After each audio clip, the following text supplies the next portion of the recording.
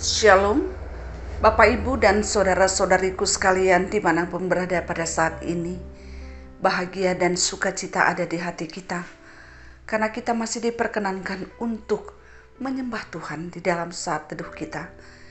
Kita akan mendengarkan firman-Nya, dan kita akan menaikkan doa syafaat kita kepada Tuhan. Untuk itu, mari kita mohon kekuatan, kiranya Roh Kudus yang mengajari kita. Kita berdoa. Segala puji, hormat, dan kemuliaan kami naikkan kehadirat-Mu ya Tuhan. Allah pemilik kehidupan kami, Allah yang mengasihi kami. Kami datang ke hadirat-Mu dengan kerinduan untuk mendengarkan firman-Mu. Kami mohon kepadamu ya Tuhan, penuhi hati kami dengan Roh Kudus-Mu, sehingga kami mampu untuk mendengarkan firman ini, memahaminya, dan melalui firman ini kami semakin dimampukan untuk merasakan bagaimana dan apa kehendak Tuhan dalam hidup kami. Dan kami semakin mengenal Tuhan, sehingga semakin menguatkan kami untuk mengikut Tuhan sepanjang hidup kami. Inilah doa kami. Berbicaralah ya Tuhan, kami sudah siap untuk mendengarkannya. Di dalam nama Yesus kami berdoa. Amin. Saudaraku yang dikasihi oleh Tuhan, firman-Nya yang akan menjadi perenungan kita pada hari ini diambil dari kitab Lukas 24 ayat 46 sampai dengan 49. Demikian bunyinya. Katanya kepada mereka, ada tertulis demikian, Mesias harus menderita dan bangkit dari antara orang mati pada hari yang ketiga. Dan lagi, di dalam namanya, berita tentang pertobatan dan pengampunan dosa harus disampaikan kepada segala bangsa, mulai dari Yerusalem. Kamu adalah saksi dari semua ini, dan aku akan mengirim kepadamu apa yang dijanjikan Bapakku. Tetapi kamu harus tinggal di dalam kota ini sampai kamu diperlengkapi dengan kekuatan dari tempat tinggi. Saudaraku yang dikasihi oleh Tuhan, sebagai orang percaya, pada saat ini kita diajak untuk lebih dalam lagi, untuk memahami tentang kehendak Tuhan, untuk memahami tentang siapakah diri kita yang adalah orang-orang yang sudah ditebus oleh Yesus dengan darahnya. Dia mati yang seharusnya kitalah yang mati karena dosa-dosa yang kita lakukan dalam kehidupan kita. Saudaraku yang dikasihi oleh Tuhan, firman yang kita dengarkan adalah satu peristiwa ketika Yesus sudah bangkit dan menjelang naik ke sorga. Dia berkata kepada murid-muridnya, dia sampaikan kepada murid-muridnya bahwa Mesias harus menderita dan bangkit dari antara orang mati pada hari yang ketiga. Jadi artinya bahwa Mesias, Yesus, Allah yang kita sembah, dia berikan Yesus kepada kita sebagai Mesias. Dia datang menderita sampai pada mati. Penderitaan dan kematian ada dalam dirinya. Dan dia tidak tinggal pada kematian.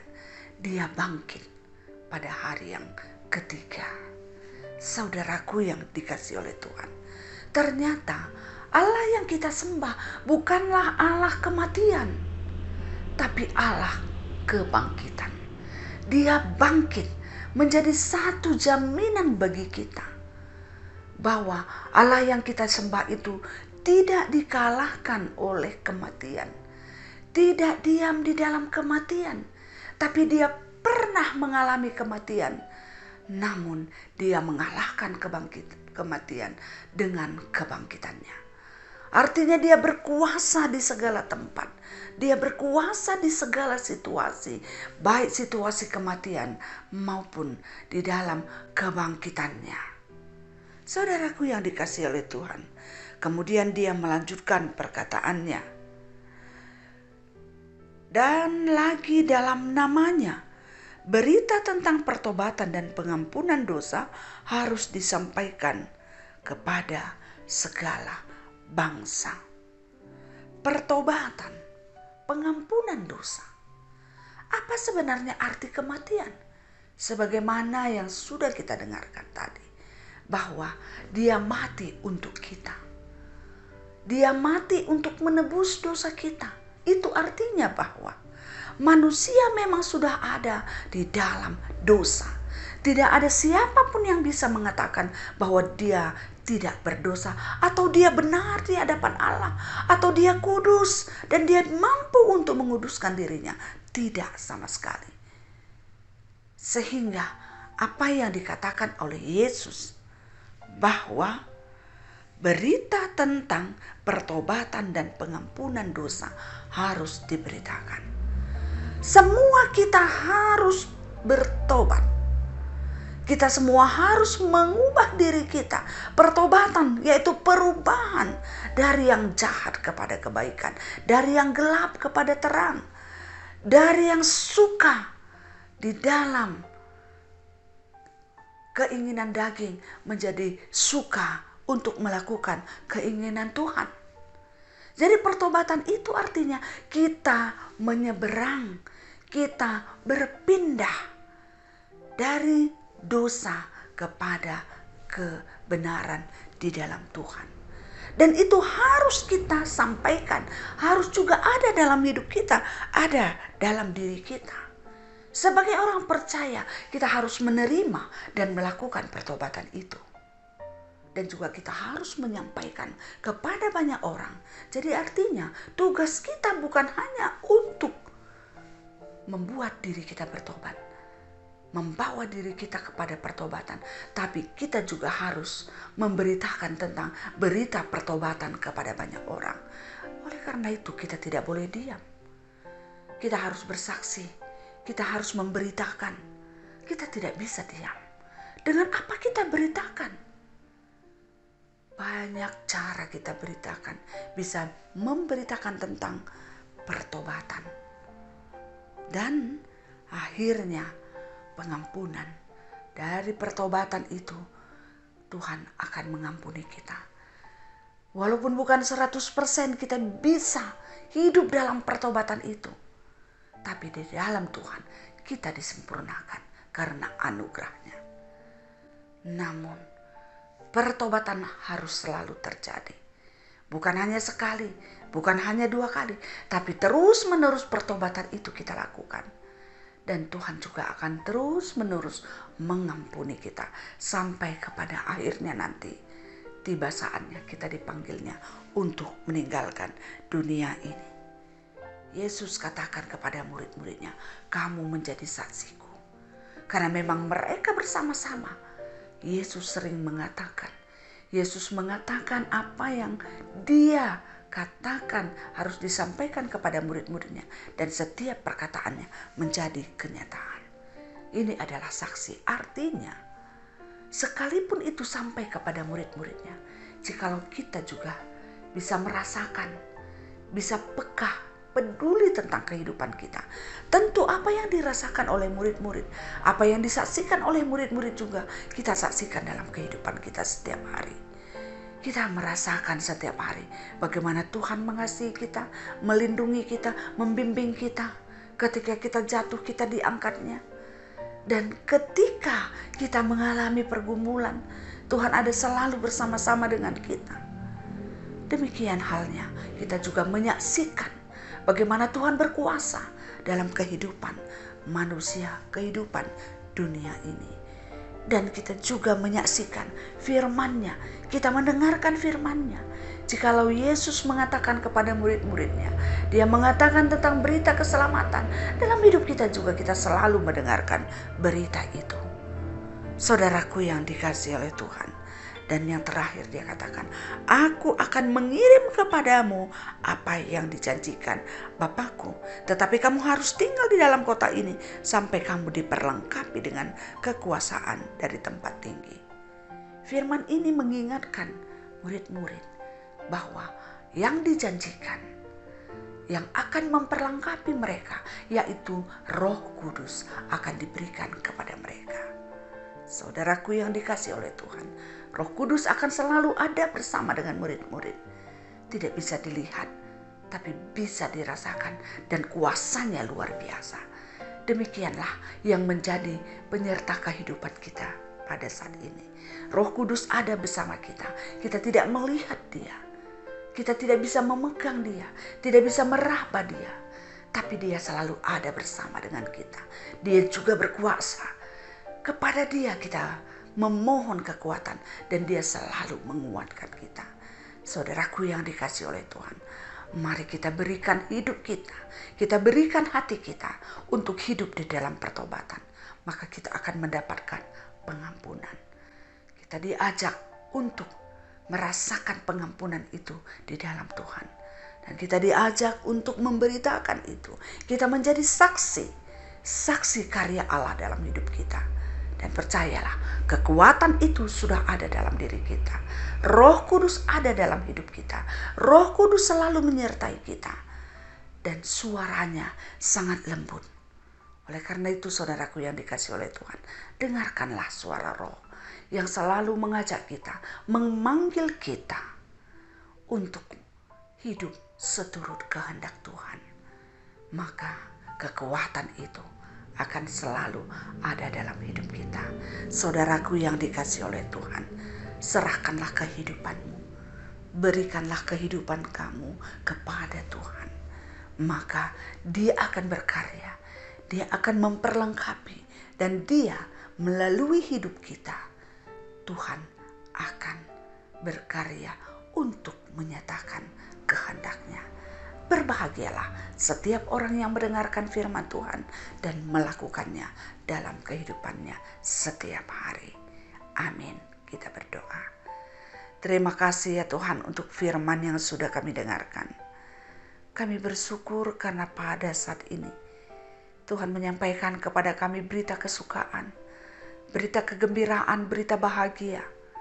Bagaimana Yesus datang ke dunia ini untuk menyerahkan diri demi kami. Kami hidup dalam dosa. Kami hidup dalam penderitaan. Dan Tuhan mengajak kami hidup dalam pertobatan. Dan Tuhan, kami percaya pengampunan yang sungguh-sungguh Engkau berikan kepada kami. Ajar kami ya Tuhan untuk boleh menjadi saksi-Mu yang hidup tentang karya penyelamatan-Mu. Sehingga kami juga mampu untuk menyaksikan tentang kehendak Tuhan. Sehingga kami hidup dalam pertobatan. Orang lain juga boleh mendapatkan berita tentang pertobatan. Pakai kami ya Allah. Sebagaimana Engkau menjanjikan Roh Kudus, kekuatan, kekuasaan yang dari Tuhan akan menyertai kami. Kami rasakan itu. Dan itu sudah ada bersama dengan kami. Oleh karena itu ya Tuhan, ajar kami untuk tetap merasakan kehadiran Tuhan dalam hidup kami. Terima kasih ya Tuhan, kami juga berdoa pada saat ini untuk setiap orang yang mengalami berbagai-bagai persoalan kehidupannya. Kami mohon kepadamu, biarlah dia bisa merasakan kehadiran Tuhan dalam hidupnya. Roh Kudus ada beserta dengan dia.